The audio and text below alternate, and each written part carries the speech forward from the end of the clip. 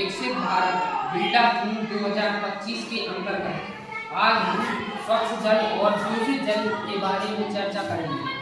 स्वच्छ जल पीने से हमें कोई हानिकारक बीमारियां नहीं हो सकती हैं, लेकिन दूषित जल एक गंभीर समस्या है जो हमारे स्वास्थ्य, पर्यावरण और आर्थिक विकास को प्रभावित करता है। दूषित जल में कई हानिकारक रसायन, जीवाणु और विषाक्त पदार्थ होते हैं जो हमारे शरीर को नुकसान पहुंचा सकते हैं। उस नुकसान से बचने के लिए हमें जो हमारे शरीर को नुकसान पहुंचाते हैं उनसे बचने के लिए हमें स्वच्छ जल को भी उबाल कर पीना चाहिए, क्योंकि उसमें भी कई तरह के जीवाणु होते हैं। दूषित जल के कारण कई बीमारियां हो सकती हैं, जैसे कि हैजा, टाइफाइड, डायरिया आदि।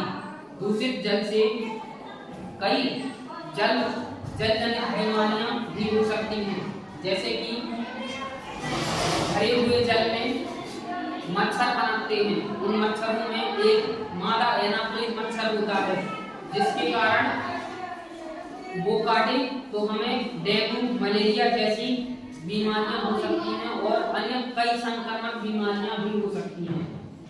दूषित जल के प्रभाव को कम करने के लिए हमें जल शुद्धिकरण और जल संरक्षण के महत्व के बारे में जागरूकता फैलानी चाहिए। हमें जल स्रोतों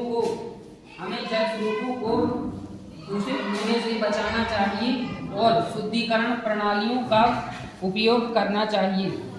इसके अलावा हमें जल संरक्षण के लिए जल का उपयोग कम से कम करना चाहिए और सभी लोगों को अपने घरों में सोख्ता गड्ढे खोदना चाहिए, जिससे बारिश का पानी उन सोख्ता गड्ढों में जाए और सूख कर जमीन के अंदर चला जाए।